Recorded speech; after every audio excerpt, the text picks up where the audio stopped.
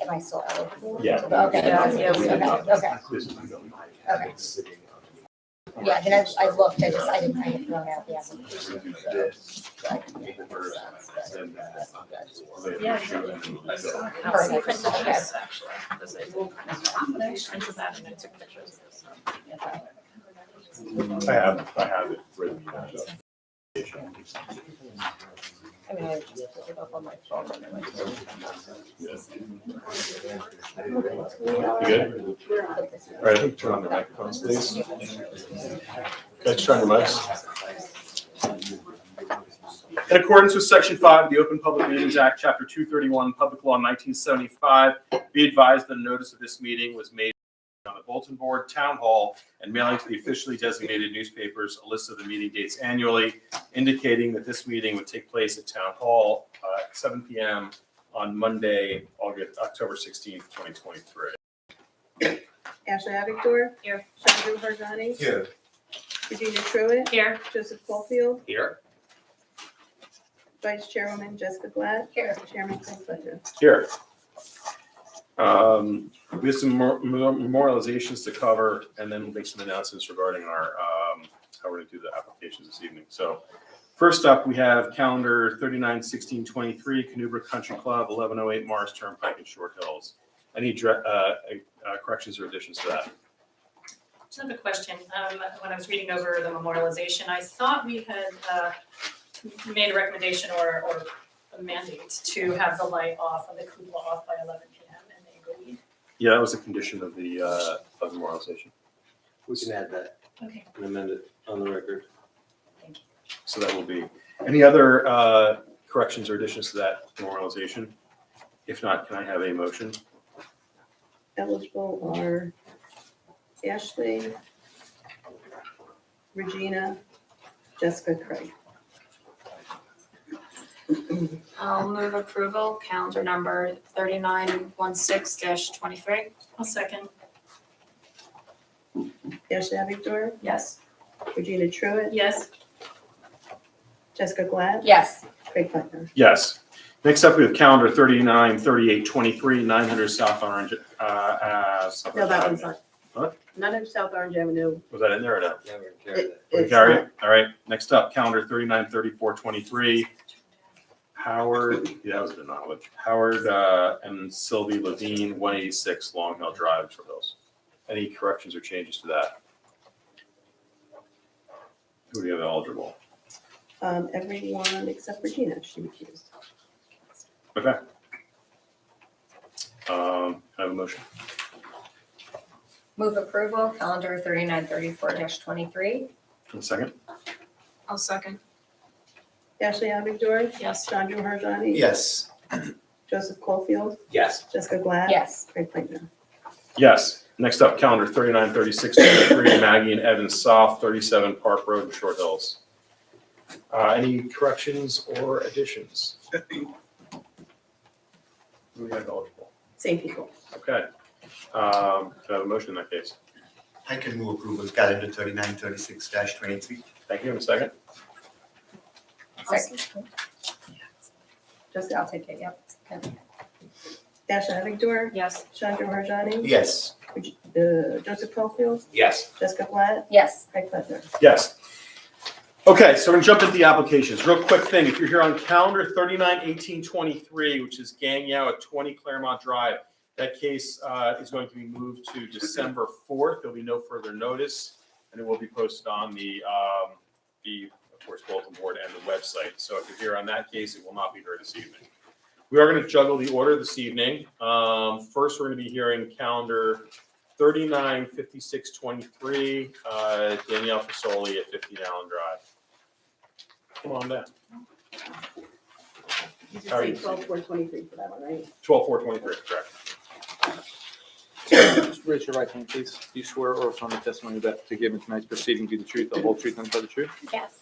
Your name and address for the record. Danielle Fasoli, 15 Allen Drive, Short Hills, New Jersey. How are you? Good, how are you? Good. So, why don't you tell us what you're trying to do? So my husband and I would like to get a generator installed on our property. I think it's about a foot closer to where it's supposed to be. I think the setbacks, we're proposing it to be 10.5 inches closer to the property line than where it should be. Mostly because we have these windows that operate right above where it is, which has made it a little bit further back than what we thought initially. But we lose power quite a bit. My husband's a neurosurgeon in the area, so he's got patients and people he needs to deal with all the time, and we have 2 small children, so we're just seeking to get approval for a variance on that. So, anywhere else in the yard that it might make sense to move it, or, you know? Not really. I mean, we have kind of a very hilly yard, so we have an air conditioner that's already right there, so it'll kind of be hidden. It's also nice because our neighbor if you're looking at the property to the right, their generator's on the same side as their house that we would be putting ours in, so it wouldn't disrupt them at all. How which far is away would nice. you say that house is from your house? Just idea of, It's a good amount of, maybe 55 feet, 60 feet. I mean, it's a good distance away. And their generator, actually, we would like walk into their generator before we would get to their house because Right. of the distance, so. okay. Anything else? I think that's it. Any questions for this applicant? I have a question. Sure. As part of the application, you had a survey, Mhm. and where you're showing, you dashed in where the generator's gonna be. Correct. Is there any reason it can't be behind the house there? Is there something, there's something there that's popping out, is there a staircase there or something? So that part of the land like goes up, it's kind of on a slope. So Right. there's like steps to get to where, like if you look where like the in-ground pool is, there's actually steps to get up there. Yeah. So it's a total slope. And then on the side, there's a bunch of trees and things that I don't think we could take down. I don't think, like if you like look like all the way at the property line, from there, there's a bunch of trees, and then that actually makes it closer to our neighbor's house. Because if you look at like the way their house, like it's actually like on an angle towards like the further back in the property that you get. We had a contractor that helped us like pick like the best spot where it would go. Our gas line's also on that side of the house already. Right. It's right there.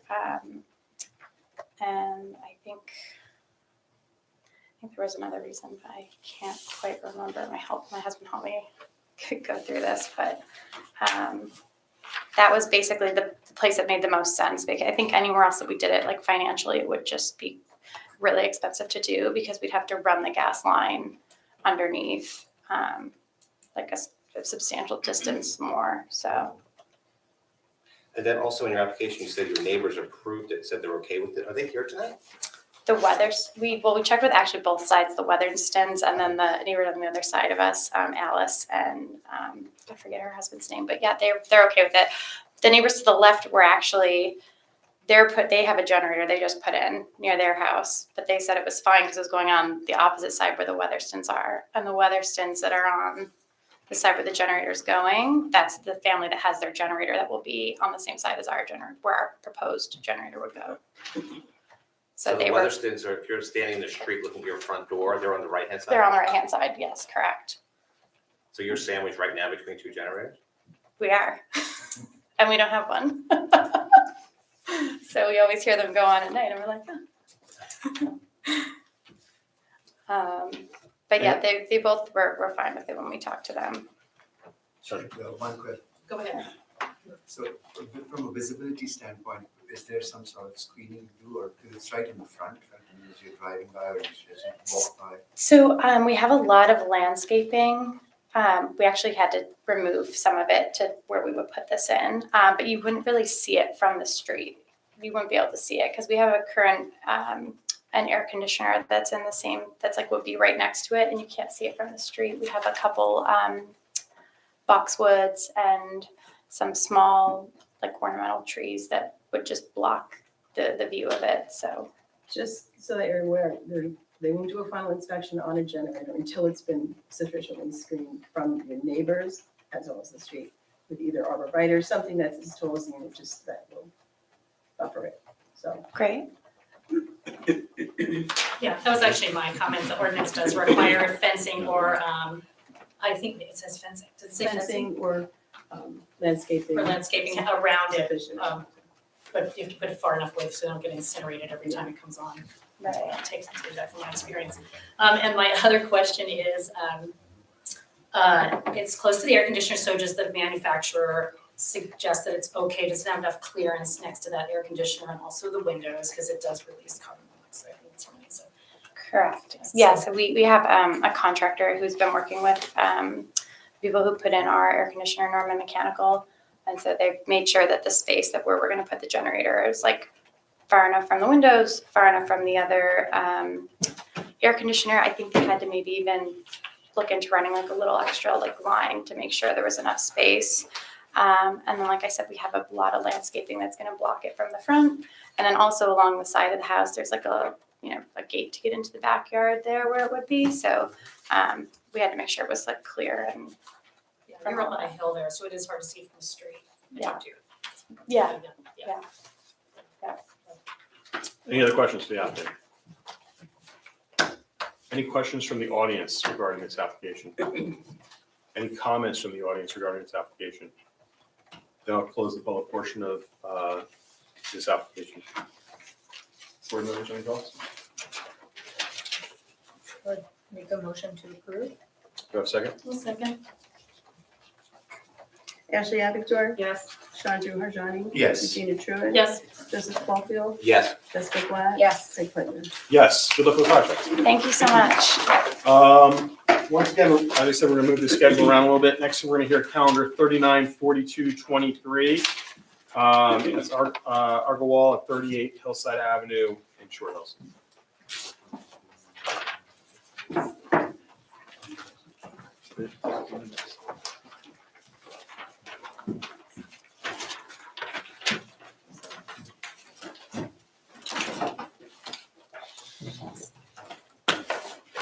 We'll swear you both in when No problem. Keller's ready.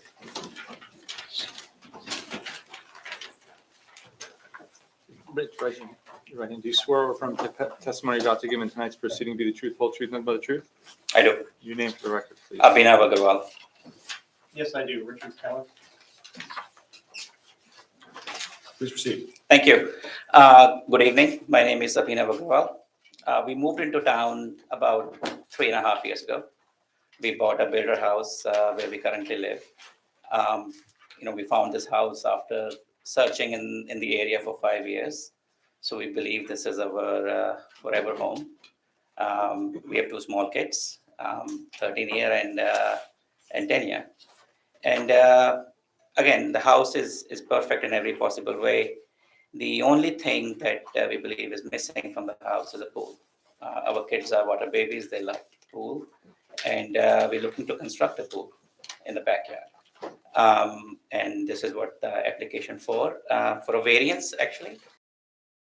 The details of the variance, but just want to stress that, since we have moved in, we have done a lot to secure the backyard in terms of fencing it, putting a lot of trees in, we value our privacy. So if the pool is approved, we'll make sure we do it tastefully and make sure that, all considerations taken into account, whether it's drainage, whether any other concerns. So you have my assurances for that. And I'll turn it over to Rich for any technical details, and we'll take your guidance from there. Great. Richard Keller for the applicant, engineer and planner.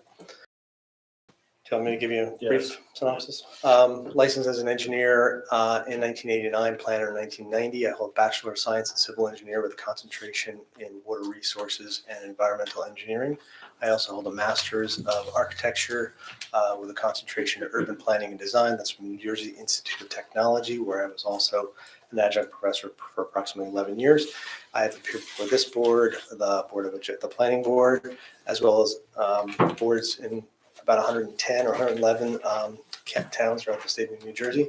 I've also provided engineering consulting services to the township of Long Hill and as well as to the village of South Orange. And I've also provided planning services to the Borough of Caldwell Board of Adjustment.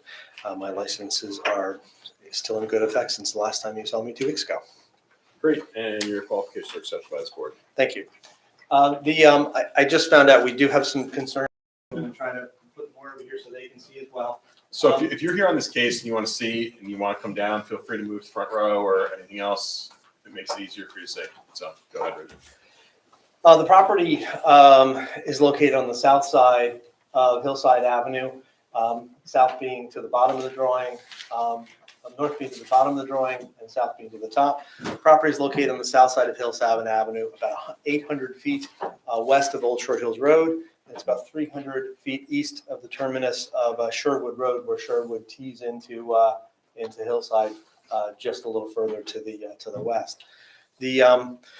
The property is actually located wholly in the R5 zone, as are the properties behind us. The property to the left is in the R4 zone. To the right is actually a remnant of Hobart, the old Hobart School, designated as Hobart Avenue Park. So that is the property that actually has a little tab on the front of Hillside and winds through to the baseball field that exists up at 55 Hobart, at the top of the drawing.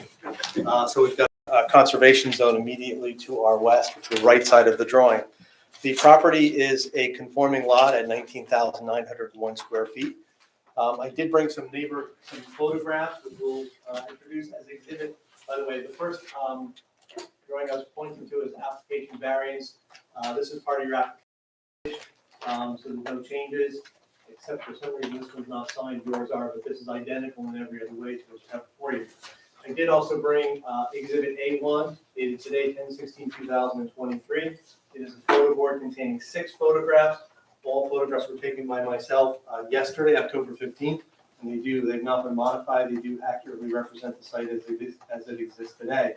And what I wanted to briefly show is photograph number 1, and again, I'll try to stay out of the way so the neighbors can see, is a view of the property looking down the driveway.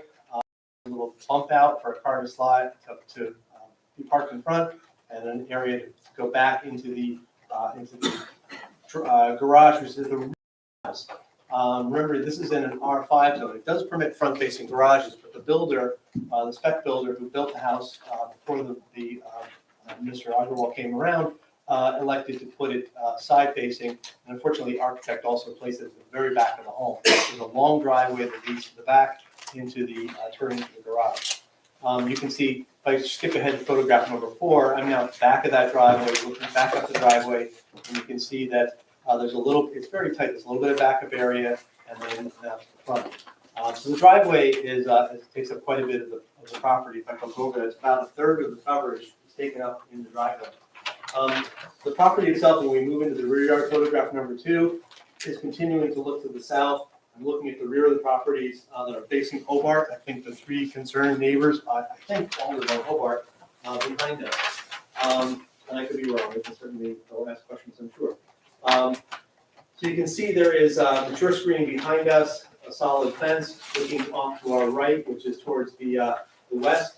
You can see, again, dense screening. You can see a little bit of the brick carriage house or garage that's in the back, also fronting Hobart. That would be 49 Hobart. You can see a little bit of the brick, but that's probably the only area where there's a little bit of visibility is a large deciduous tree, but you're really looking at the back of the garage. So the garage actually screens any view into where the pool is we're planning on putting between the hedges under the deck and in the area where the fire pit is. The fire pit is away. We're planning on putting the pool in the area where I'm pointing with the laser pointer, which is towards the top of photograph number 3. Photograph number 4, we're currently looking the other way. So this is we're looking towards 32 Hillside to our left or to our east.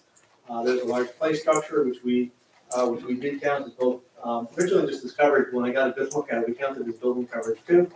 And then finally, I went on to the township, the Hobart Avenue Park site, on that little tab that works its way down to Hobart. And you can see, looking into the site, there's existing fencing and quite mature landscaping. So there's really no possibility of any visibility into the site. As I indicated, the existing spec house was built between 2017 and 2019. It was designed with side-facing garages, biased towards the rear of the home in a zone that does permit front-facing garages. This resulted in the need for a much longer driveway with larger impervious coverage than many other homes in the neighborhood. The existing 2,500, so the driveway is 2,521 square feet, represents about 12.7% of the total lot area, which is more than 1/3 of the 35% allowable coverage on the lot. So, whereas 35% is allowable, more than 1/3 is taken up in the driveway. With 1,068 square feet of driveway behind the house, that's 7.3% of the total lot area. The total driveway area is over 1,800 square feet. So 2,500, the total area in front and back is 1080 plus the 1068. Anyways, comes out to 2,521. There's a little bit of overage between side and front, side and rear. This represents 12.4% of the total area, which means more than 1/3 of the allowable lot coverage is consumed by the driveway alone. The large driveway results in existing lot coverage that already exceeds the 35% by 178 square feet. Our proposal is to put an 18 by 36 inch pool in the back with an integrated auto cover. It's right behind the existing deck, and there's some existing landscaping that sits right behind the deck. So we moved it as close as possible. We wanted the underside of that deck screen, even though the neighbors can't see it on that screen. So we moved it as close as we could get it to the deck and the existing landscaping to keep that buffering. The 648 square feet water surface of the pool is less than the typical 800 square feet, which is a 20 by 40 pool, which we most often do on properties of this size.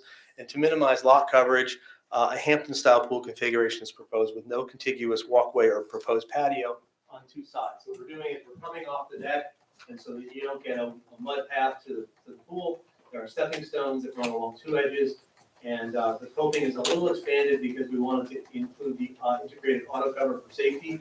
Even though the house will have pool screening around it, it's much safer to have a rectilinear pool. You can push a button and close that, and makes it safer so that any children who are in the backyard, maybe unsupervised for a few moments, can't fall into the pool. So we thought it was worth going with the expanded coping to allow for that. The existing play structure is off to the left. We are calling for a couple of dry wells. We'll go in to meet the township requirements. We didn't do a full drainage plan because one will be required. I will talk a little bit about drainage in a few minutes because I think that's what the neighbors are most concerned about. So for both safety and maintenance, the 145 square feet of stepping stone walkway will connect the patio. And there's about 45 square feet that's taken up in the automated pool cover. By the way, stepping stones reduce the coverage. Instead of a solid slate or bluestone, they reduce the coverage by about 50%. So we're trying to be as minimalist as possible in the rear yard. And to further reduce coverage, we are removing that little side yard turnout, which technically could be construed as a parking area in the front yard. It does allow for that, which is not permitted in the zone. And it also does allow us to remove 290 square feet, which brings the site into compliance with the front yard coverage. That was not installed by the applicant, that was installed by the builder. So we're really taking a little bit of a little bit of excess that was provided by the builder, and we're removing that back to what the ordinance requires. With regard to the zoning chart, this was put together when we were at a strange point, and I apologize. I was out for much of the summer with some health issues, so that's why you didn't see me from April till 2 weeks ago. So I wasn't tracking these things like I usually do, but there was a zoning change for a brief time where there was confusion as to where decks. We know that decks now have to meet the principal setback for the house, and there was some confusion as to whether the deck was also considered building coverage, which is what happens in Summit. So when we put our zoning table together, we listed both the building coverage when it was built and including the deck. So it looked like we had an existing non-conforming condition as to building coverage. That's because we were including the deck. Subsequent to our submission of the plans, we found out that in discussing with Eileen and Eileen discussing with topology, they clarified that that is not actually part of it. So some of the numbers change up there, but none of the salient numbers change. We are fully conforming in building coverage, and that includes the accessory play structure in the backyard. The only variance we need, some of our accessory coverage numbers changed a little bit, and I'll clarify those, but because there was a change in the interpretation of the ordinance between Eileen's office and our office, we submitted it one way, it's slightly different, but again, none of the ordinance relief requested changes. The ordinance relief requested is a C variance for lot coverage, where 34.2% is existing, so we're under by about 164. The proposed is 38.1%, so that's, we're adding 785 square feet net. So we're adding a little more, but we're taking off 290. The 35% permitted. The result of the variance is we need a variance for 621 square feet of excess coverage, which is about 3.1% over the 35% that's required or permitted. The proposed pool is fully compliant with the 20% maximum accessory coverage allowance in the ordinance. And the amount of accessory use in the rear yard is consistent with the ordinance master plan. So we are compliant with both rear yard unoccupied, and we are compliant with accessory coverage. And if you go back there, if you did have the chance to go back there and went in the backyard, you can see that the backyard feels pretty empty, and it can certainly handle a pool of a reduced size very easily, and it doesn't feel like it's an overdevelopment.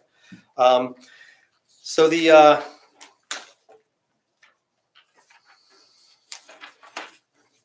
we think this that can be approved as a C variance, where the location and the lawfully existing structures on the property and the condition or the configuration of those represents a practical difficulty when even nominally adding accessory structure to the property without the need for variance relief. I would point out this language was modified in municipal land use law back in 1995, recognizing that hardships can not only be created by an undersized lot or topography or a strange shape, but they can be created by the physical characteristics of the land and the structures that are already on that land. The court case that really governs that in 1999 was Lang versus the Zoning Board of Adjustment of North Caldwell. And that case specifically cited that an existing paved driveway and garage can create such a hardship. With more than 1/3 of the allowable coverage, if more than 1/3 of the allowable coverage wasn't taken up by driveway, the proposed pool would be fully compliant. With regard to the negative criteria, and I think this is where I want to address some of the neighbors' concerns. We need to certainly show that there's no substantial detriment to the public good, and finally, that there's no substantial impairment to the intent and purpose of the zone plan and master plan. We think that the pool and equipment cannot be in the photo board. The applicant has spent, since they purchased, spent more than $60,000 on buffering and adding additional landscaping. So privacy is something they take seriously, and they don't want to be seen in their pool, nor do they want to see into other properties. The pool equipment has been tucked under the deck, so it's as far away as you can get from the neighbors. So there's no impact on side and rear property lines. The existing on-board fence, along with the existing landscaping, really nestles it into quite a private area. The applicant will reduce the driveway area to the extent possible. The applicant has minimized the amount of connective coverage from the deck to the pool that is safe and maintainable. Stormwater management will be required to ensure that there is no adverse impacts created by the increase in coverage and the variance relief sought. The rear yard has ample space to install a subsurface detention recharge tank to meet the requirements of the ordinance. I was back there for the first time since we did the original design for the first developer, one I don't work for anymore, but I was shocked at it's pretty bad drainage back there. Where it was a lot of rain, obviously, on Saturday, but it was very soggy. And I think a lot of clay was used. So I think this is an opportunity. Clay was used as backfill. So this is an opportunity to meet the requirements of your stormwater management ordinance and your grading permit. So we will provide dry wells to compensate for the additional increase in coverage. At the same time, we're going to look to replacing some of the existing soil, going down 6 to 8 inches of soil, so that we can come back with a better, more sand-laden soil that will allow better penetration into the soil, so you get less runoff. There could be some runoff today. The overall gradient is towards the rear of the properties in front of Hobart. So it's certainly possible that what doesn't lay in the yard as a soggy mess could run off. We have the opportunity to fix that. I would point out from a stormwater management perspective, the 126 square foot that's in the conforming accessory structure, that actually has all stone underneath it. So anything that comes across the lawn now, the opportunity to get into that stone and get some groundwater recharge. I would point out that the 648 square foot water surface will collect water. So when it's open in the summer, there's a 6 to 7 inch freeboard. So we get a 6-inch rainfall. It fills up that area, and over the next few weeks, it adjusts back to its normal rate. And in the winter, when that cover is closed, they lower the water approximately 2 to 2.5 feet, so it's structurally still stable, but that cover is permeable. So water that comes down lands on the cover, it doesn't run off, it goes into the pool below. It just keeps leaves and debris out. So the reality is, we're only talking about an increase of 137 square feet of impervious area, and a total, if we were to take out those permeable areas of the area underneath the child's playhouse, which is nicer than my first house, I think, but the kids' playhouse, you're talking about a total of 34.2% coverage. If we take out the pool water surface and we take out the stone area under there. So I think it's certainly consistent from a zoning and master plan standpoint, and from a stormwater management site perspective, it's certainly easy to deal with this. And our stormwater ordinances are very stringent, and obviously, if this board were to approve this, we would clearly need a stormwater a grading permit, we'd have to meet all the requirements of stormwater management. And rule number 1 is do no harm to the neighbors below you. Make sure you control the amount of runoff and the rate of runoff, so there's no adverse impact on the neighbors. One of the neighbors is a client of mine. I certainly don't want them mad at me. I know some neighbors have some questions. We're certainly happy to answer them, but I think stormwater management comes under the purview of your engineering department, and we will fully comply if this board were to approve. With regard to the master plan, if I look at page 43 of the master plan re-examination from late 2018, goal number 1 is to encourage appropriate land uses to promote the character of the township as a small suburb of the highest quality. And also objective 101 is to establish to protect the character of established residential neighborhoods and encourage land use and development at appropriate scale and density. Pools are permitted accessory use in the community. The area of the accessory uses are consistent with the size of the lot, so we're under on accessory coverage. And it is fully compliant with the accessory setbacks, accessory coverage, and rear yard unoccupied. In my professional opinion, this meets the proofs for the C1 variance, and I'm certainly happy to answer any questions the board might have or the public may have. Any questions for Mr. Keller or Mr. Agarwal? If the garage were turned forward and that extra piece of driveway were gone, would this be compliant? Well, we could easily comply. You can't, unfortunately, you can't turn it because there's this wing right here is another use, whether it's a study or a library, whatever. It's that bedroom. It's bedroom. So the garage, actually, if you look at the plan, the garage, and we've talked to the architect about not doing this anymore. We had a similar one up on Delwick where you kind of paint this into a bad condition where you maximize the house at a 35% combined yard side yard setback, and you tuck the garage in, and you end up running the 3-car garage deep, so you get a house that's probably 68 feet deep without an L. It's sort of the chunk of the house.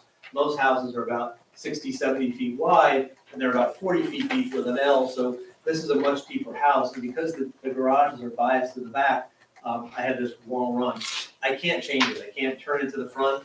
Now, I would point out I think the builder was probably right in the fact that you're coming out of an R4 zone, which doesn't permit front-facing garages, and then you have a little bit of the town access, and then you go into an R5 where you do start picking up other front-facing garages, but it kind of felt a little more like this neighborhood. So I applaud the builder for not doing a front garage, but if we took out all of this pavement from the front of the house back, we would be way under. We'd be under by at least 1,000 square feet with the proposed pool.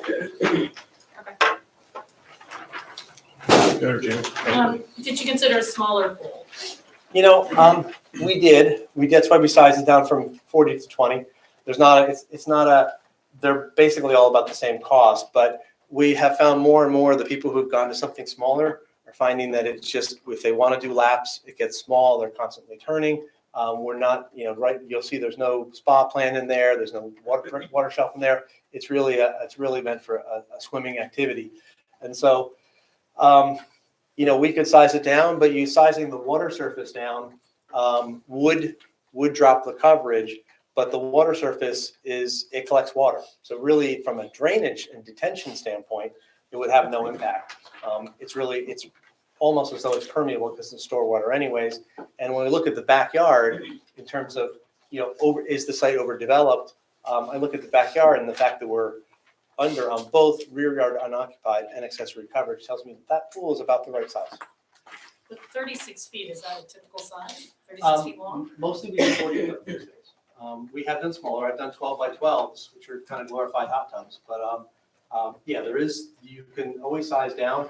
But increasingly, when you go with the auto closure, we're finding that the 18 starts to get down to where they make them smaller, but that's about where the sweet spot is. 18 up to 20 or 25, and then 36. If you do anything shorter, if you're trying to do laps, you take 3 strokes and you're doing a turn, 3 strokes and doing a turn. So we did size it down. We started with a 20 by 40, and we sized it down to the 36 by. And again, if I was near or I was over on my accessory coverage, we would have bitten the bullet and sized it down. But I think that this is really an appropriate size pool for that backyard. One more question. This is over by 690 or 620 square feet? 621. 621. Yep. 621. 621. You mentioned something about the play area, the house, and then the impervious structure. It would have been 190. How did you Well, reconcile? what I would say is if you take out the 146, I think it was, hold on. Take out the 126 for the kid structure, and you take out the water surface. The water surface can absorb water because it has the freeboard. So if you took that out, took out that as your coverage, and took that as your coverage, you have a deck and you have some stepping stones. So that's how it drops considerably to where you're, from a drainage perspective, you're under 35% coverage. We count activities in our zoning ordinance. So it's really, it's drainage is related, but it's more about the activity. So whether that kids play area is, up on stilts and has stone under it, and the fact that it's, even though it doesn't have a foundation, we consider it building coverage, and it's considered lot coverage. So the entire footprint, including the porch, is considered coverage because it's part of the use. But the reality is what's underneath it is stone. So it's as though it was not covered. So I was just saying, from a drainage perspective, we would be considered conforming. But clearly we need a variance for 691 square feet. Further questions? Lot 23 and lot 22, do you have any idea how the building coverage is on those? I didn't do any comparisons between lot 22 and 23. Those are two overflows. Yeah. I didn't do any building coverage comparisons because the odd thing about the zones, again, my client didn't build the house, and if they had, and a pool was a priority, they could have done something differently. But the odd part about being in the R5 zone is your building coverage is allowable at 18%, whereas next door your R4 lots are limited to 14%. So, the builder maximized the sale of the house, got an extra bedroom on the first floor, all those good things. But between that and the driveway, it filled up the coverage. So when you compare to the lots next door, they're only allowed 14%. So it's likely that our house may be bigger. So it's hard to tell. Yeah, I'm just looking at the aerial photo, and it's much bigger Yeah. than our house. Much Yeah, bigger 'cause than we're- any house in the neighborhood. Yeah, we're permitted 18%. So it's a little bit of a flaw. I was never fond of making that exception to allow for freestanding garages or whatever that was. It used to be, for much of my career, it was limited to 15%. It was 13, 14, 15, and 16%. But those were changed to allow for some of the freestanding garages that add to building coverage. And so, but the house is fully compliant. The house is under, and then when you add in the accessory structure, we're under on the allowable building coverage. I think we're at 17, the actual building coverage, when I recalculated it, with the playhouse comes in at 17.4%, whereas 18% is permitted. And just another question, you mentioned before about you highlighted the rear facing garage. Well, it's not rear facing, it's side facing. Sorry, side facing, excuse me. but that's in the rear of the building. Anything along Hillside, like lots 22, 3, 4, 26, 27, are they have front-facing garages? Well, Or they pick up, you mentioned they pick up at one point. Well, I think that, as indicated, I'm not sure why the zoning is such that the R5 zone came all behind us and came in and looped in this property, jumps over the town property and continues up, and then why they have the left of us being R4 and across street being R3.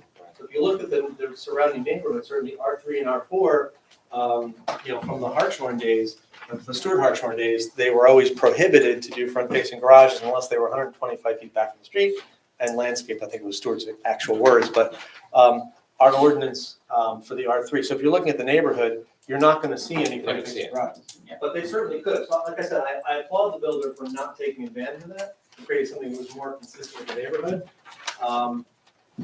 But by not pulling those garages, if they had flipped it and pulled the garages up to the front third of the house, then all of that would have gone away and I would not need variance. So by the very fact that we have a very long driveway that goes into the back, that being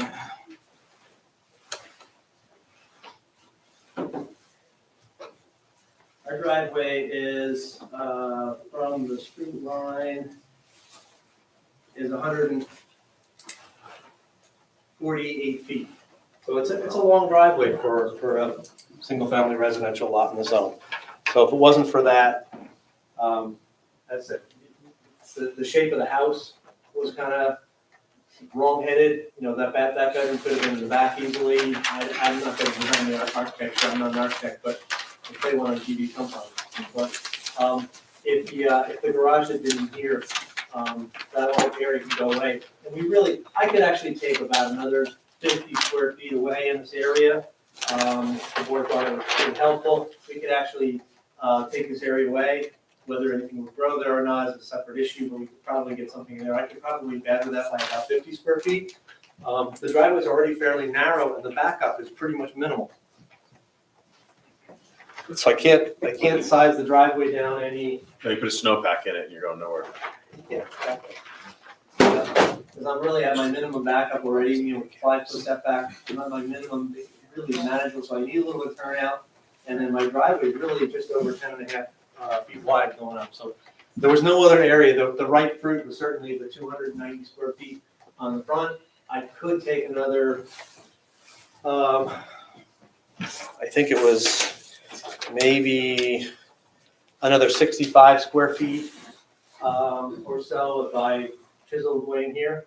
I know it's going to have an effect on drainage because that all goes to the inlet, which goes to existing dry wells. We're going to be adding more dry wells and making sure that they all work. But that was about the best we could do at sort of paring down or putting the site on a diet. The R5, isn't that the Short Hill School subdivision, basically? The R5s?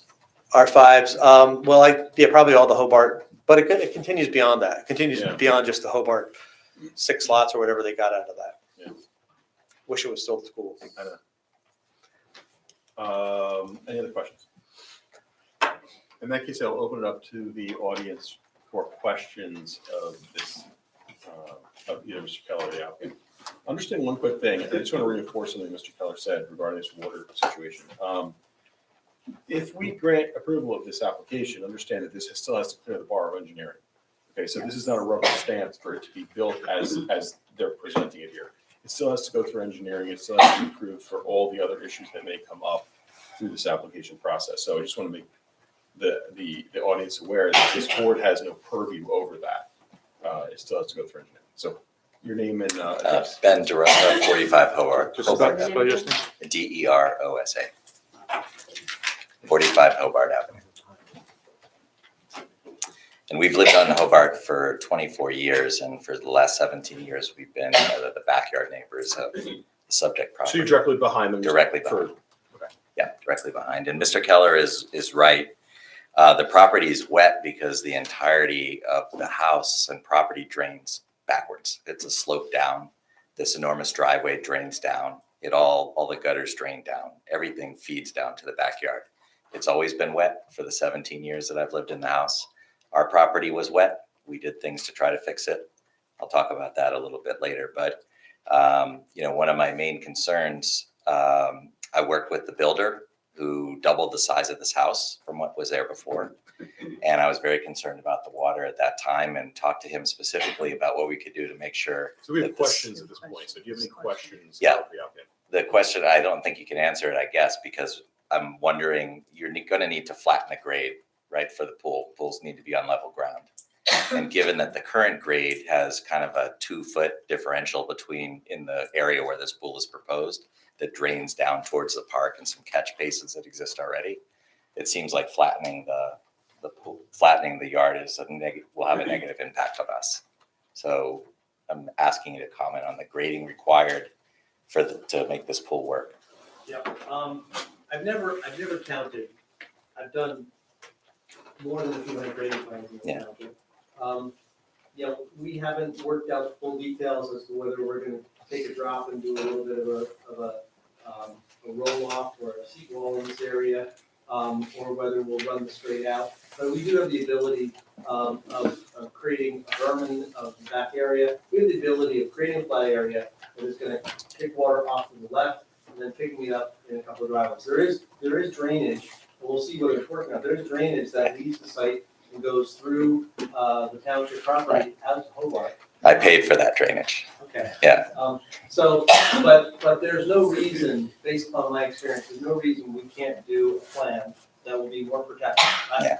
I did the original plan, and what gets me frustrated is it shouldn't be that wet. Yeah. So clearly, I don't do work for that builder anymore, for kind of this reason. Yeah. We found that they followed most of the letter of the law, but a lot of the backfill was the crap that came out of the foundation, it's heavily clay laden, and so when we get to come back, I get some that work beautifully, and I get some that, I'm like, why didn't you call me and screen it? This is not what I designed. And so I have no doubt that we can drain this better than it was before. And that's what the township is certainly gonna hold in the future. Okay. Any other questions? I have 5 more questions, but they'll be quick. Go ahead. Can I hand out some photographs? No, you can't at this point. I can't. Do you still Okay. have questions for the applicant? Okay, well, they relate to the question. So this, which I'd love to hand out, are all the neighboring properties on Hillside, Let's get the questions. okay? There are 3 pools, you referenced some of them, that are all on Hillside in a row. And they're over 39 Hobart, 37 Hobart, 33 Hobart. And to our knowledge, none of them were done with a variance, and they're done on yards that were considerably bigger than this one. But all of our neighbors, some of whom you hear from later, have had problems with their yards as a result of drainage with these pools. So I'm wondering, what are the town requirements for an accessory structure that is, are they any different for an in-ground pool versus a shed or a garage? So you're asking him that question. Okay. But Yeah, the amount of it, the ordinance works on the amount of increase in impervious, regardless of what it is. And yes, pools like to be level, although the law doesn't say it. Yeah. Pools do create a unique grading challenge, but all relative to level. I don't know that I did most of the houses across the hillside. Yeah. I don't know that I worked on any further down that are causing drainage. Their pools are apparently causing drainage problems of other people that. Directly down, everybody gets hit directly down from where they are, yeah.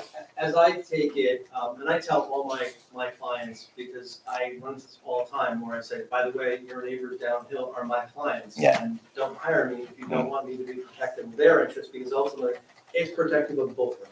Yeah. I don't want to be in the middle of a suit, client doesn't want to be sued. So, whatever happened last time and why there was poor fill place, because I think that's a lot of the problem. I a lot of rain on Saturday, but I was surprised at how soggy it was Sunday. It shouldn't have been that wet. So I think we have the opportunity to fix that. And we certainly have an assistant engineer and an engineer who have been very diligent in reviewing our plans and in times asking us to exceed the ordinance requirements. But doesn't, I'm not an environmental engineer. I did study structural engineering. It seems to me that a building on the surface or a play structure that creates coverage is very different than digging a 10-foot hole in the ground over a large area. Because, everything I've read says that putting a foundation in for a pool can create some serious changes in the way that moisture behaves under the soil. and sometimes hard to predict, moving, we had problems on our house You one have a time. question here? I hate to Yeah. do this to you, but you gotta ask questions over. Yeah, yeah. I'm asking, isn't there a difference between putting a pool versus an equally sized building? I think the amount of changes that pools or houses do to underground flow of water is greatly exaggerated. I think especially in this case, given the fact if across hillside, it went up a couple hundred feet over the next 3 feet, I would say you can possibly get conditions where you affect groundwater structure. But a pool certainly not. The pool's only gonna be, the structure can be 10 feet down, so there would be no difference in any of the subsurface drainage characteristics caused by a pool of that size, especially since it's gonna be below the house. The house is uphill of that and has a deeper foundation. So any changes that might have occurred, and again, I think it's highly unlikely, would have occurred as a result of a home and would, you're in the downflow shadow of the house foundation. I'm just not sure how to explain it because we've lived there for 17 years. It's always been wet. In fact, it was a lake at one point. So, there's just continual coverage on something that's always been a problem is very concerning. I get it. There's towns like Sylvan, for instance, there's underwater streams, so we put the water flows all the time. We didn't encounter that. I looked at my drywall inspection notes when we did this house. We actually had fairly good soil. Showalter, I think across the street, we did 3 houses with John James across the street, all had good perk. I went back and looked at the soil logs on those. So there's no reason why we can't get drainage to work better. When those pools were put in, who put them, how they did the grading plan. It used to be a lot looser 10, 15, 20 years ago than it is now, or say 20 years ago than it is now. But certainly, I view these as opportunities to fix the problem. So this is a question about dry wells, I guess, since you're an expert in that. You designed ours, right? We added a little square footage to our garage and it ended up requiring a dry well from the town. You designed it, we put it in, it perked fine. From the day they put it in, it's been full, right? And it just, if the sump pump goes once, it spits water out onto the street in the overflow. And, the groundwater is just high in this area. So my question is it could perk right. I'm distrustful, I guess. Well, It could perk right, but I know what I've experienced in my own property and I know what's coming from downhill. So I'm concerned. When we did your property, we didn't insist that we do soil permeability testing, and we didn't insist that we witness the installation. We told you we didn't warranty it, we didn't. We also don't ever recommend taking sump pumps in dry wells. Because you're taking groundwater that doesn't freeze and you're putting it into a system that's going to ultimately now be exposed to the air and cause freezing. So it freezes in the bottom stone layer and then lessens the efficacy of that tank. So now you keep pumping into it, just keeps filling and bubbles out. We never recommend putting sump pumps into a dry well. It's just a kind of recipe for disaster. When we first started doing dry wells in the township, there were no waivers due to soil conditions. There were no alternates available. You had to put a dry well, even if it went in full water. So we have worked proactively with Martha Callahan, changed that when she became the engineer. So we've been proactive at trying to make sure that there's no efficacy on these dry wells. But a lot of them went in early on and found requirements that unfortunately held water. But adding sump pump water is definitely exacerbates the problem. You pointed out earlier that there is a dry well on the property now. We watched it go in. We talked to the builder about the location.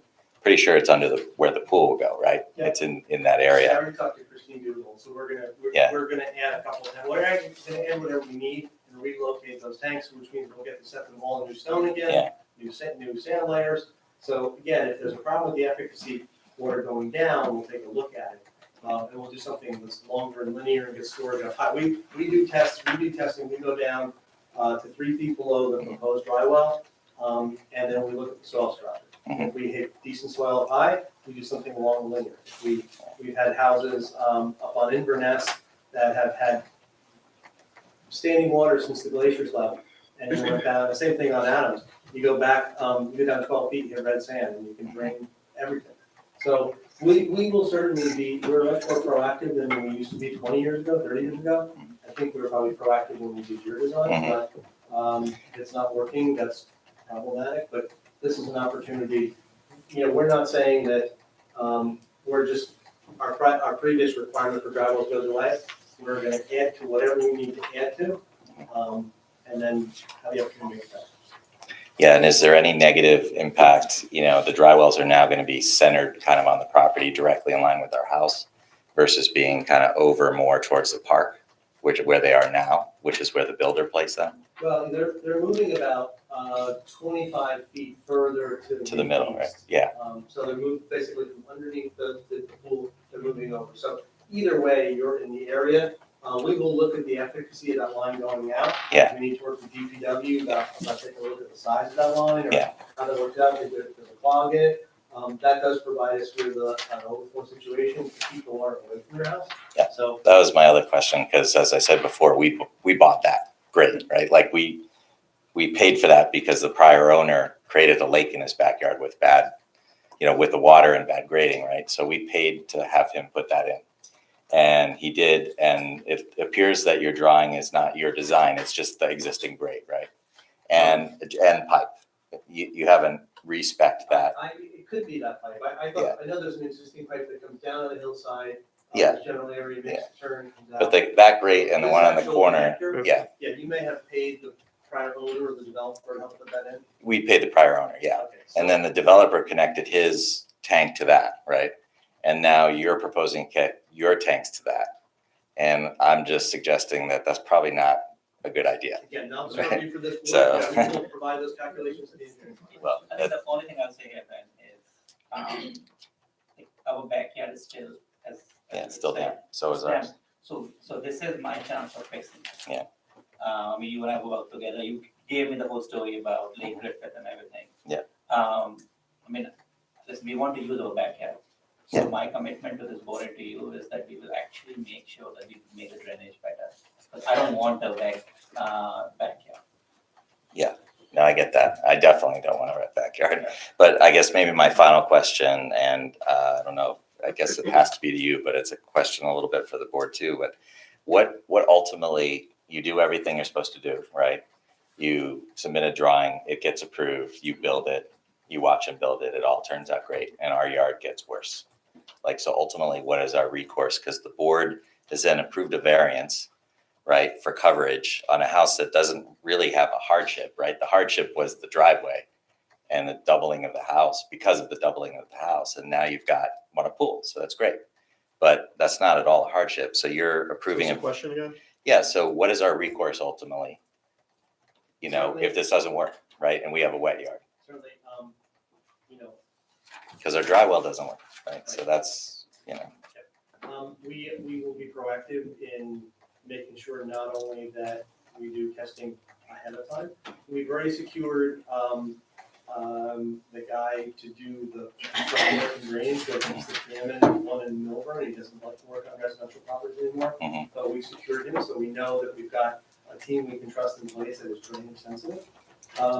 Your recourse is to go back to engineering, but I think that, again, with the soil testing in advance, and actual permeability testing, not just, oh, it looks fine, it tastes fine, it feels fine, which is the way it used to be done 20 years ago, I think we'll know better. And if the township engineering department doesn't feel like we are adequately protecting the neighbors, they will deny it and either make us size it down, so they will have jurisdiction above and beyond this board. And again, we think under municipal land use law, under case law, there is a hardship that's created. I know it's not, it doesn't seem like a hardship going to pool, but it does create a hardship in meeting the letter of the ordinance. And by the nature of the actual increase of what's gonna be put in that's gonna run off, there's really next to nothing. When we're talking about the amount that's gonna run off is these little paving stones. That's the amount of increase in runoff. yeah, I think we just have to trust the retention system works, right? Because ultimately, that's what's protecting us, right? You mentioned before the $60,000 you spent on landscaping. All we've seen is a complete clear cutting of the backyard. It used to be kind of like a lot of trees that no longer exist. And all the trees you see on the back fence line are ours. So So do you think, and you did, the builder planted trees along the park, which you called mature, yeah, right? That was 3 years ago. So, but the entire back is a blank slate with no landscaping, no trees on the back property line. So what's the I can plan? explain that. Yeah. All these trees here, Okay, I planted them. against the other property, Against okay. that, and if you go to this wall, right here. Yeah. Sorry, on this side. Yeah. also I planted them. So all the trees, the builder left were Yeah, trees. yeah. Okay, so I went all the way up this way, Mhm. and then I went up this way. So There was what no is tree- your, There was no tree here that I cut down except for one that you and I jointly paid for. Yeah, mhm. Was right no, the here. builder cut the rest of them. But what Yeah. is your plan for trees on the back property line? So if needed, we can put it. I mean, the way we were looking at this is, it's pretty private. I mean, it's private because of your trees, but it is private. Right. But if needed, I'm not against putting more trees in. I love trees. Yeah. So I don't have a problem with putting more trees in. Yeah. It's water absorption, they drink Which I'm water. happy to, Yeah. and we have put more plants up here, but not there before. Forest Life does a lot more than a tree will. Yeah. But I'm also just a little concerned because you do have a mature set of evergreen trees. Yeah. If we start putting in evergreen trees on this side, yours already putting it in all shade because this is to the south. So, you know, the efficacy of that is going to be questionable. If you had holes in yours or trees that die, then we start Yeah. spotting in trees to make up for that. Well, maybe this is my last question. We actually do have holes now because we had to cut down a large tree, right, on our property line. And there's one tree on the property line that's not on your drawing. And it's directly in line with, it's the one you're staring at, like right, the biggest tree on your picture, that one. It's directly in line with the pool and the deck. And it's not on your drawing. And, Not on our property, I apologize. well, it's on the line, right? It's on the property line. So it's just not on the drawing. So the other tree on the property line we had to cut down, I'm very concerned that, you know, we lost the other tree, 2 other trees actually because of water and soil compaction from contractor business when they built your house, right? And now we have 1 tree left and you're gonna put a pool near it. Just clarify. Yeah. That, at that point, the fence is on the property line. Yeah. If that tree is on your side of the fence, Yeah. it's not on the line, we didn't miss it, it's on your property. Okay, so it doesn't need to be on the drawing? No, we If do it's- try to show them on the roof. Yeah, because structure. your canopy is over the fence, Yeah, right? and look, and then again, Yeah. Stacy Phillips, Yeah.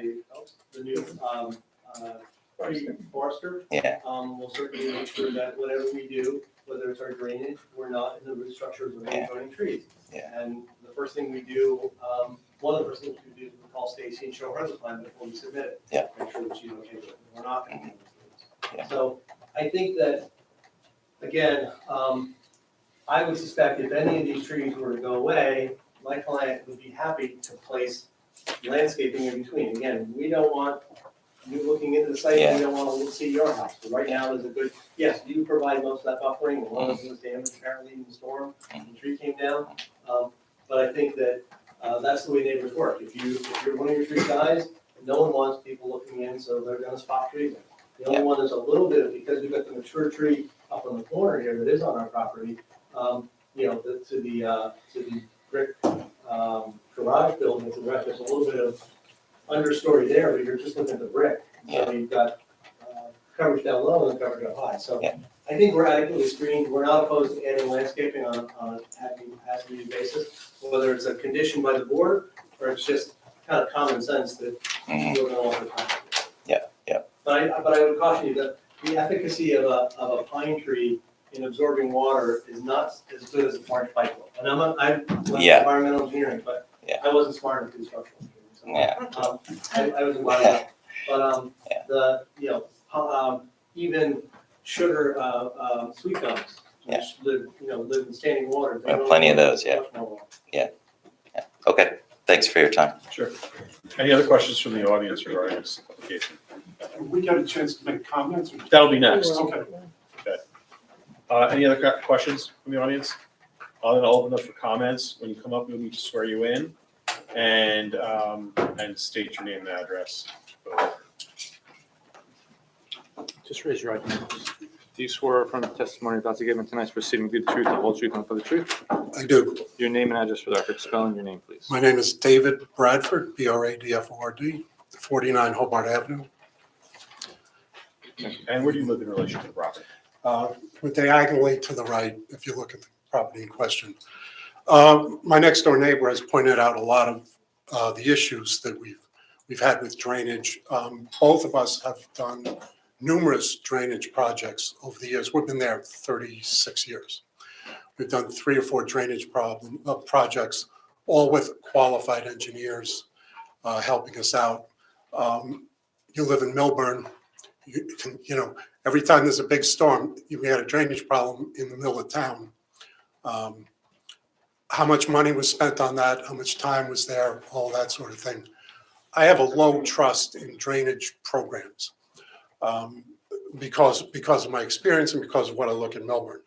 I'll also point out something, you mentioned a pipe here. Can I go to the? Sure.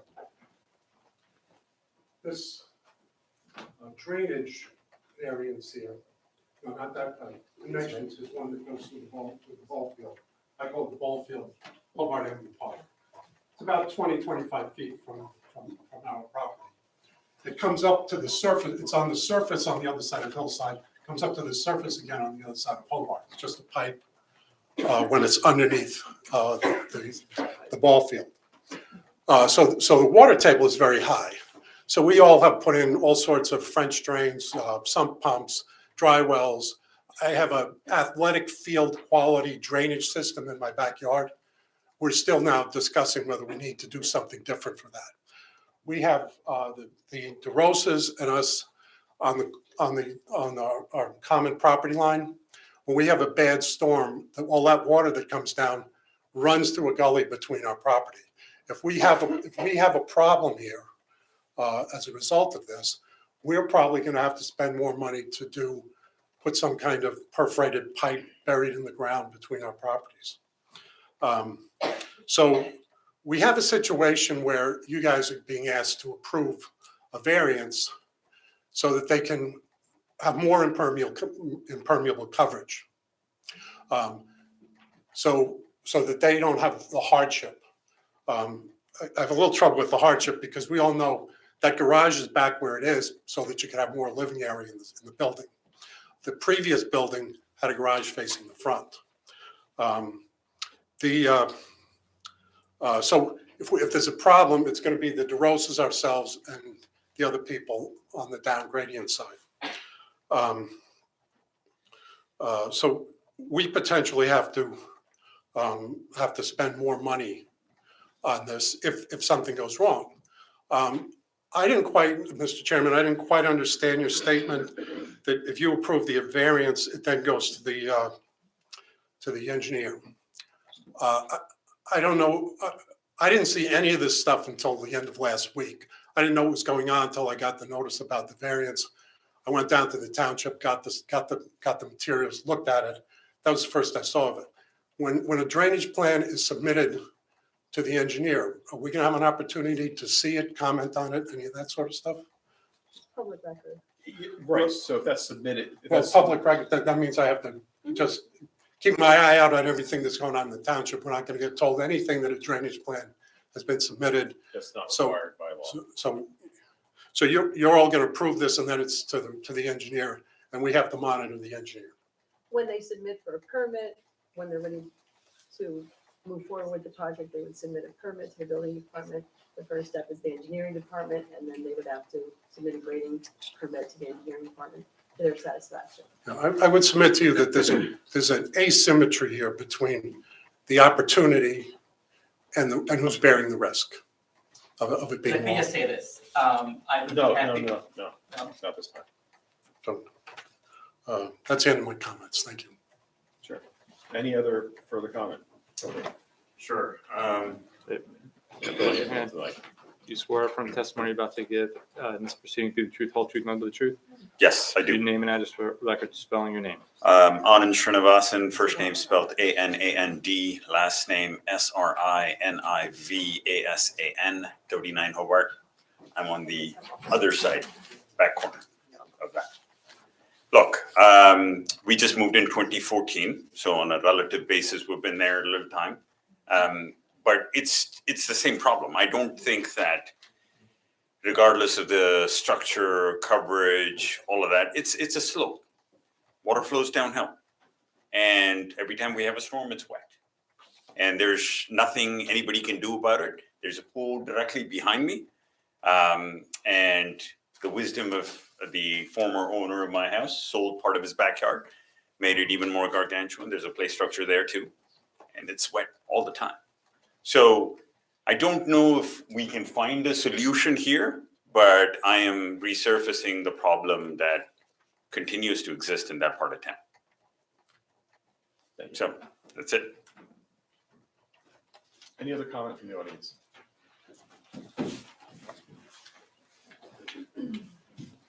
Raise your right hand. Do you swear or affirm testimony you're about to give in this proceeding tonight be the truth, whole truth, and nothing but the truth? Yes, I do. Your name for the record and your address. Spelling your name. Doris Chang, Doris, last name Chang, Cheng, 45 Hobart Avenue, Short House. I actually have two comments because we have a neighbor at 37 Hobart who could not make it, and she wrote a letter and asked No, if I would that's read it. not- That's we're not gonna do that. admissible? No, I can't just give it to you to read? no. Okay. She has to be here to present it herself. Okay, I'm sorry to hear that. So exclusively your comments. Exclusive my comments, okay. I just wanted to say that, like my husband Ben mentioned, we've lived in town for 24 years. We've been on Hobart Avenue the whole time. And at 45 Hobart for 17, we have 3 kids who've gone through Hartshorn and the Milburn school system. And I've been involved with the community as a Girl Scout troop leader, volunteer with Hartshorn Habitat, and with Ed Foundation. So this is just to say that we have a tremendous interest in and investment in the community. And one of the things that we love about Short Hills is the natural beauty and its dedication to preserving the environmental assets. And it's what makes the community, as someone mentioned, a high quality and desirable place to live. And what we appreciate is the zoning board's role in preserving the natural character of the town and the neighborhoods. So as my husband said, we've been battling for 17 years a water issue, which we neighbors have, referred to as Lake Griffith. And we have also spent tens and thousands of dollars trying to remediate it. When we've talked about our sump pumps working hard, we have the dry well, which is always in a state of overflow.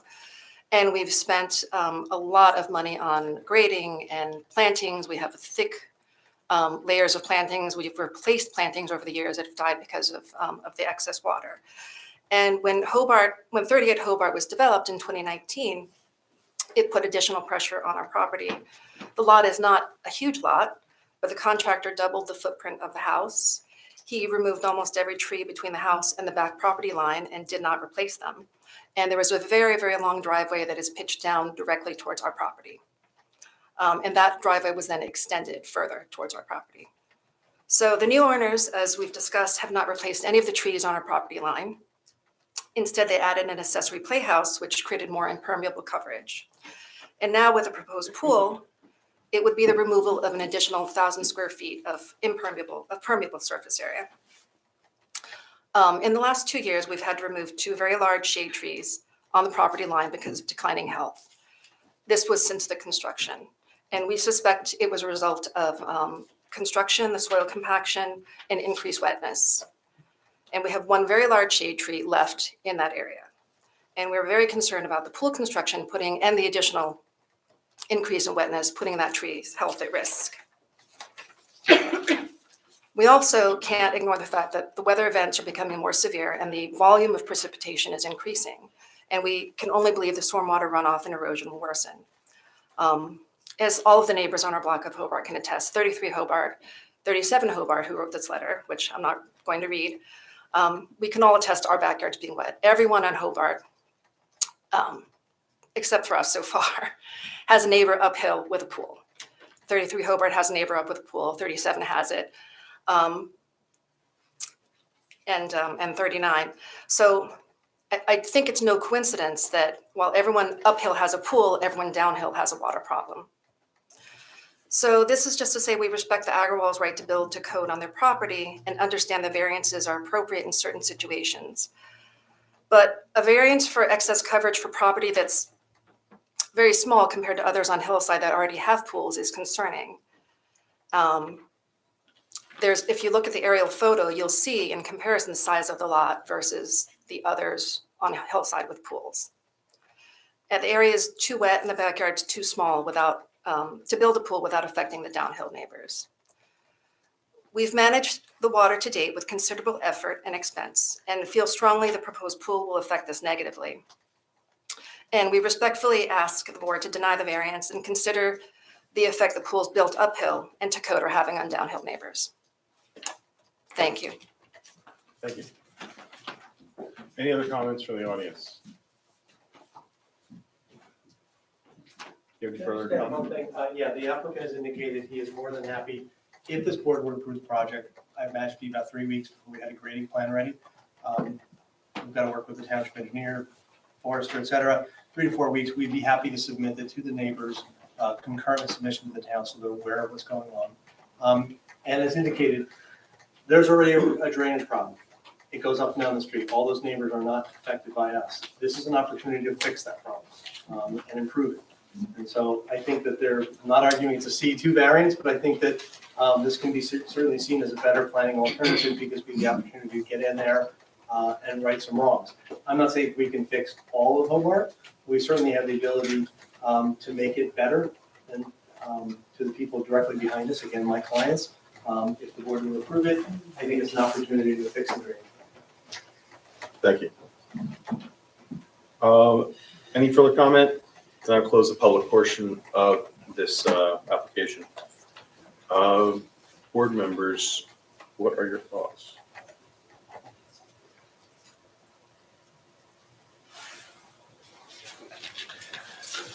So I struggle with this one a little bit, only because from a C1 perspective, you know, when a builder builds a house and he maxes it out because he wants to build the biggest possible house, it's hard to argue a C1. You know, that's what you bought. And if a pool was something that you wanted, you sometimes have to think, well, maybe I need less house, because to come to us and say, oh, well, with me, my builder built the house too big, now all of a sudden I have a problem. That's not really a C1 variance. So from a C2 perspective, which is what Mr. Keller just mentioned, probably would have been my argument, is this detrimental to the zoning plan, the master plan, et cetera? And can the lot accommodate it? 621 square feet is by no means exorbitant in considering the size of the lot, and that it is a conforming lot. But I'd like to hear from my fellow board members as to their thoughts. So, Joe, I'll hand it over to you. On that thought, I agree with what you said, Chairman. On that thought, this is a large house. That's where what's being eaten up here. I mean, you mentioned the driveway, which I agree with, but this is a very, very large house. You haven't mentioned that most of the coverage is taken up by the size of the house. I mean, for that reason, I think that for obviously the objection of the neighbors, you know, I'm kind of leaning against it. And just jumping on that, I don't see this as being a hardship like we've seen in other hardship situations. I understand, I know the case that you're referring to, but I don't think that applies in this case. I don't want to say a palatial home, but a very large home with a very large driveway. So I'll leave it at that. I would just say, you know, back to Craig, what you were saying, you know, with it 621 square feet, you know, can this property accommodate it? And I don't think that it's a huge amount. I think that there are water issues in the neighborhood anyway. I'm not sure that putting this in is going to really make such a difference, especially with dry wells. Can we open it up just to ask the? Can I have a motion to open the public hearing? Motion to open. In a second. All those in favor? Aye. Aye. Go ahead. Some of the bluestone stepping stones, what kind of square footage would you get rid of if you were taking away the bluestones? I think if I was to just do a walk over to that area, 1, 2, 3.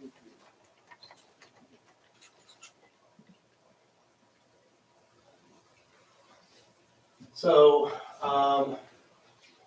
21 times or about 4 square feet apiece, so about 85 square feet would come off if we were to remove these around the side. I still want something off the lawn to come over to that area. If I was to eliminate all of them, you're talking about 2.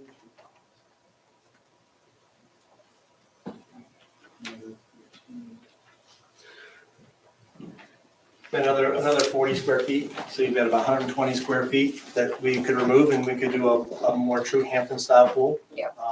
I could also remove the, I believe I said was 65 square feet. And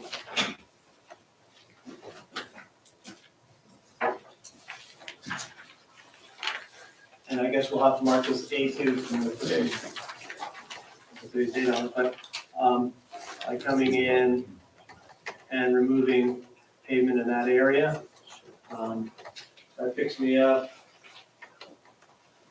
65 square feet. What were the stones? Let me just double check.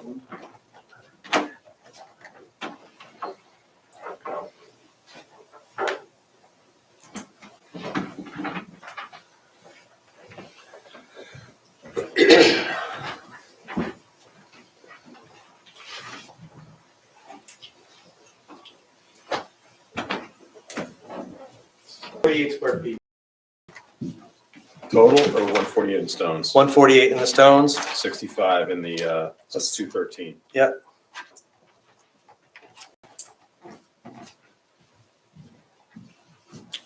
So, I mean, if we were going to remove the stones, remove that area of, pavement, and we're putting in the dry wells, I would just pose to the rest of the board, could this potentially help rectify the situation in the neighborhood with the water versus not putting in anything at all, but then you're also not getting the dry wells and some of the new soil fill that they're trying to do with sand versus clay. Just a thought. But the drywall's already there, correct? Do you have anything No, more but for you'd Mr. be Keller? I'll putting close the in- public portion. I need one more thing, Yeah. Mr. Gallo. Okay, go I ahead, would, go I would ahead. actually like to ask him while we're open to. Putting in. So can you tell me what a Hampton pool is, actually? Hampton style, in the Hamptons, it became popular to do just the pool with a coping. And it's set in the lawn, so the lawn ran right to a coping, 15 to 2 foot coping around the pool, and that's it. It's a style in the Hamptons. It's become popular in Short Hills due to zoning issues, so it does double duty. But it's a way of eliminating anything but what's essential. So you get out of the pool and you're Standing on grass. standing. Yeah, you could stand on the you've got, that's why they generally do a 15 to 24 inch coping. So it's getting onto something and then, they just deal with it. And in Short Hills, we've done a lot of them that way. We have been trying to get a walk on at least one side of them. But we have done them, plenty of them on much bigger properties where it is a stylistic decision. And there was no zoning. We have done just grass up to coping and pool. Just one question, Mr. Gallo.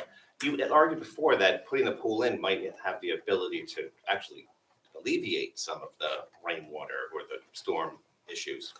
But by removing, essentially, if you could picture, if you will, like a piece of earth that's 18 by 36 by 8 feet, that's going to hold rainwater, correct? Not a whole, it depends on what the Until it composition percolates is. down, no? It depends on the composition, but apparently we've got a fair amount of clay out there. So the Right. water is perched up high. So when you take, so now I've taken an area where I've got clay prohibiting the water from getting down, and now I've got an area, that whole water surface area now can hold 7 inches of water, which is effectively a 100-year storm. So that pool can, so whereas the water used to land on the ground and just lay there and kind of work its way up towards Hobart, now that whole area is actually like a retention basin. It's not a detention because it doesn't do groundwater recharge. But there's usually a 6 or 7 inch freeboard on the pool, which can be captured. So you can get 6 inches of rain. So what rains right now, what's landing there, it doesn't go down, works its way to the south. With the proposed pool, what lands on that stays there. And including in the winter, because you lower the pool by 2-3 feet so it can handle multiple storms. Conceivably, is there 8 feet of clay there? No, there's not. No, there's not. But generally, if it doesn't get through the clay, it doesn't. And we don't know where the clay stops. Sometimes it's 2 feet down. Sometimes it's just that the soil, the builder spread 15 inches of, rather than carting it off, they didn't bring topsoil in. They just used what they had on. They just smeared what they had on site. Other times, we do go down and we hit up on Adams in that area. We've gone down from 2 foot to 13 feet. It looks like you went to Michael's and you bought gray modeling clay. It's just not modeled, it's perfect clay. And then you get down 13 feet and you hit red sand and the water just sucks down into it. So where that layer is, sometimes it's too deep to access. It's 30 feet down, we can't get to it. Sometimes it's 4 feet down. But once you get that high layer in there, it's perched. So whether there's available water table, whether the neighbors are feeling the results of bad water table, or they're just getting a lot of water that's coming across a lot of clay that got dropped by the glaciers when they left. I can't tell you, but I do know that there's an opportunity to fix it, to make it better. What lands on the pool now was landing on ground and working its way across the property. It won't do that anymore. So, like I said, I didn't start out with a C2 defense because I didn't expect the level of dialogue on drainage. But I think certainly it's an opportunity to fix it. And I would just change one little thing. It wasn't, when it said his builder, it wasn't Mr. Agarwal's builder. It wasn't it wasn't a builder that he hired. Mr. Agarwal was not part of the design process. And most people aren't savvy enough when they buy a house to know, all they know is they bought a house and it conforms.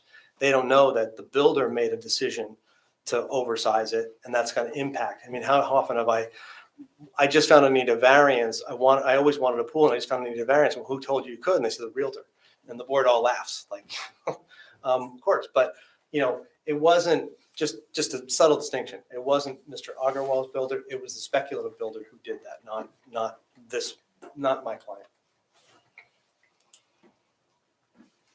Anything else while we have a meeting? Not close the public portion again. Further comment?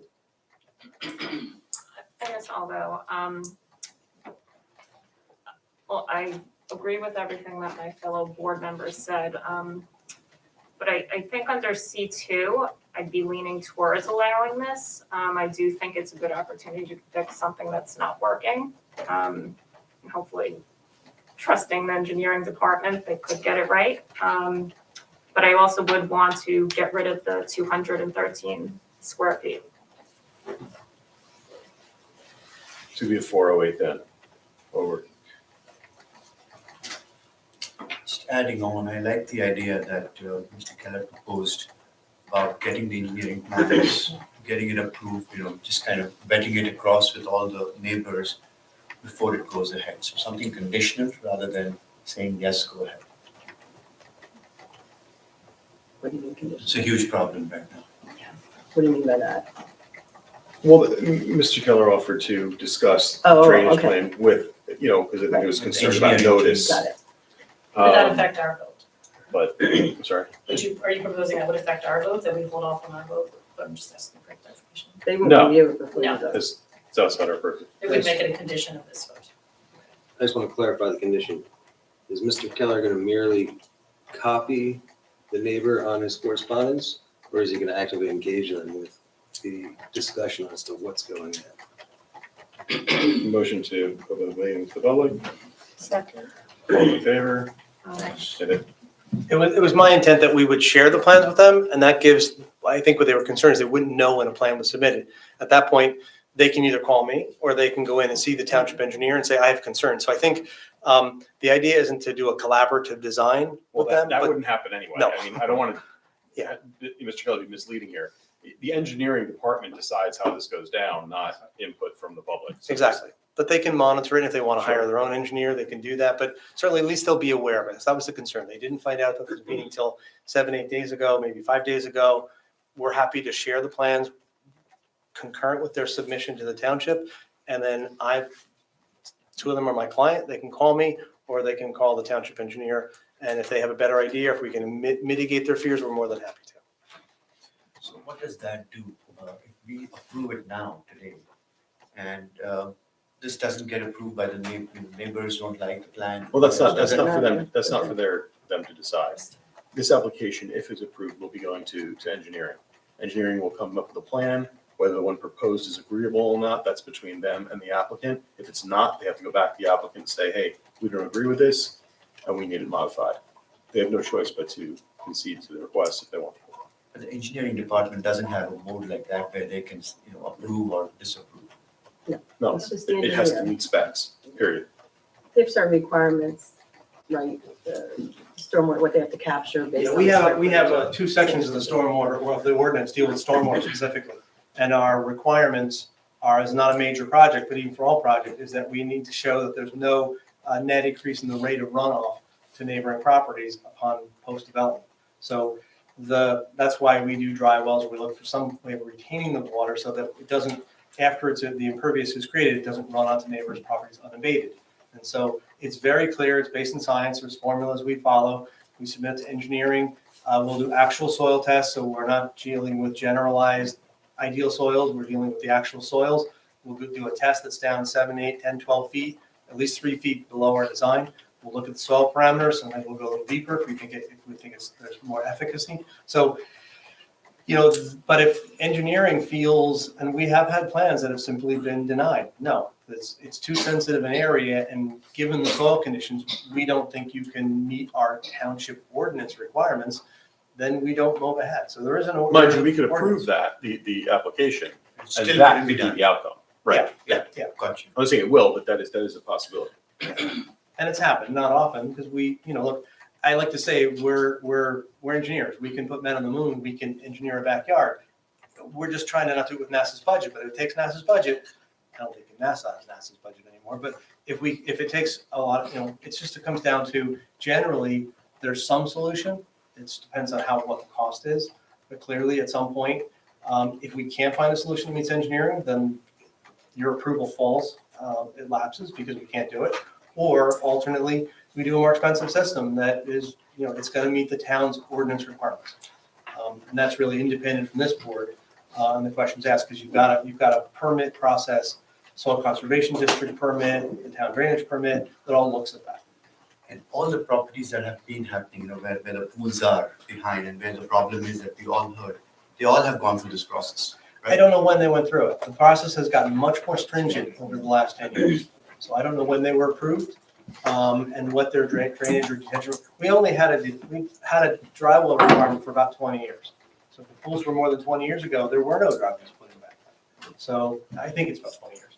So I don't know when they were built. If they weren't increasing runoff, they had a patio to put a pool, and they weren't increasing runoff, they weren't required to do that. But here we're creating additional impervious area. We don't get credit, the way I told you about how the water's gonna land on the pool and it gets captured. We don't get credit for that. The engineering department assumes everything that lands in that pool, nothing gets in through the cover, nothing lands in the pool. They assume it all runs off, and we have to capture that and demonstrate that we reduce the volume, the rate of runoff, and also modify the volume of runoff. So it's on these difficult, I often say, these little 1/2 to 3/4 acre sites, we sometimes put more engineering in them than I do a 50-unit apartment complex that I just did in South Orange. I spent a lot more time engineering this grading plan when all is said and done than I will on that project, because you've got variable soils, you've got neighbors below us, it's short hills, so you've got hilly terrain. So we spent a lot of time on that, and like I said, if we can't meet the township requirements, whether you approve it or not, it falls flat and we can't do it. So there is some level of protection that's built into the system for you to give you comfort. You good, John? Go ahead, Regina. So I'm struggling with this one because even with the subtractions, it's still 400 square feet over. I'm struggling with finding a hardship in a pool that you made for recreational purposes. It is a maxed out house, it's very large, and as somebody stated, and I believe this is correct, that the weather events are becoming more severe. And we are seeing a lot more rain in the township since I've lived here for 30 years. I haven't seen any scientific studies presented to us that pools reduce runoff, and we do know that from the testimony of the neighbors on Hobart that there's already an existing problem. So to reduce the runoff wouldn't be fixing it, it would only be reducing it from what is already existing a problem. So I would not be in favor of this as it stands. So I just say that this application is not to cure the ills of the neighborhood. That is not the goal here. It's to deal with the property itself and the water that runs off the individual property. But it's not to fix every neighbor's backyard in the waterfront. And that will not, that may or may not persist with no matter what they do on this property. So I'll close the public portion again. Any other further comment? In that case, do I have a motion here? I would make a motion to approve with taking out the two. So basically allowing about 400 square feet Yes, of overage, yes, reducing it from the 621. yes. I would second that. And subject to the plan that, Yeah, well, that has to go through, right? So the plans get shared? Yeah, plans are Yeah, I would shared. say the plans can share with the neighbors. Yeah.